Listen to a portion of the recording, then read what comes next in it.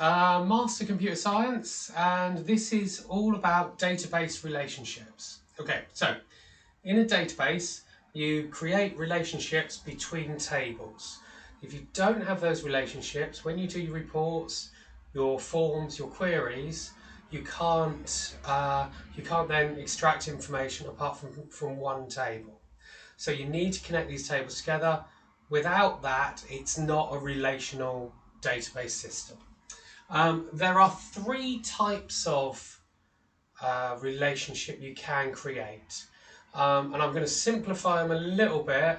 And it's a little more complicated, but essentially, there's only one that is a correct usage. There are some extenuating times you could use one of the others, but if you just work on only one-to-many is the correct relationship you want to create, then you won't go wrong.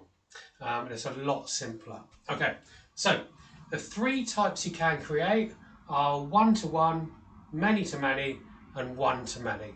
And as I just said, what you're aiming for is all of your relationships to be one-to-many. If you're doing A-levels, BTEC Level 3, GCSE, and all of your relationships are one-to-many, you will get the enforced referential integrity marks. Okay, as long as your tables are correct. Okay, so one-to-one, an example of a one-to-one relationship. If you imagine you've got a database of houses and you've got house number and postcode together make a composite key. So from postcode and house number, you can identify any house in the UK. And then you've got another table which is about what colour the front doors are. So in there you've got front door ID and front door colour. Well, that's one-to-one because each house has one front door and each front door has one house. Now, the question with that is, why are they in different tables? What's the point of having two separate tables? And the answer is there isn't a point. So what you do in that case is say, well, I don't want a relationship there. I get rid of that and I just stick my front door colour as one of my fields, one of my attributes in this table here anyway. Okay, so I just get rid of that. Okay. The next type of relationship that is wrong is many-to-many. Okay, so in this instance, and I'm not going to go into great detail, it's quite mathematical. It's enough to know it's wrong, it won't work, it will cause problems in your database later on when you come to do queries and try and run things.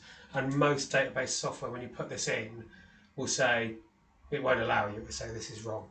Okay, so an example would be, you've got a class ID, and then you've got all the class information, ICT, what level it is, all that sort of thing. And you've got a student ID, and then student name, student, pass grades, all of the student information there. So you've got classes and you've got students. Well, each class is going to have many students and each student is going to have many classes. So you've got a many-to-many relationship. Okay, so that again is incorrect.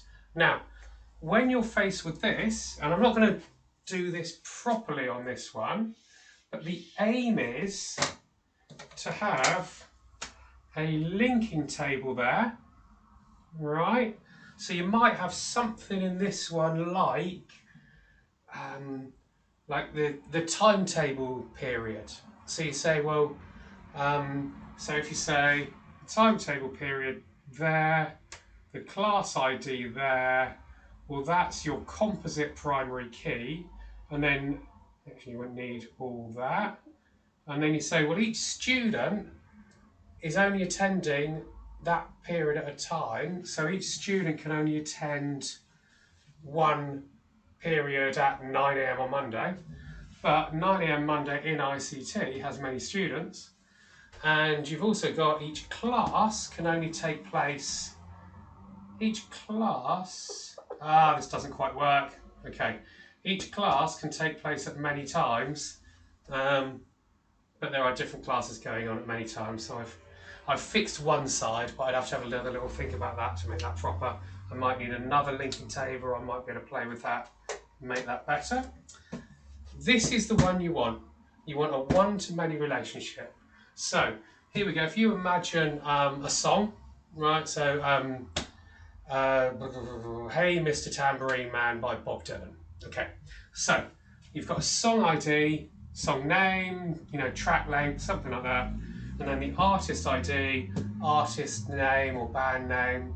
Okay, so each song will only have one artist, and in this case, artist could mean a band as well. Okay, so each song is made by one artist. Each artist makes many songs. That will work brilliantly on your database. That is what you're aiming for. Okay.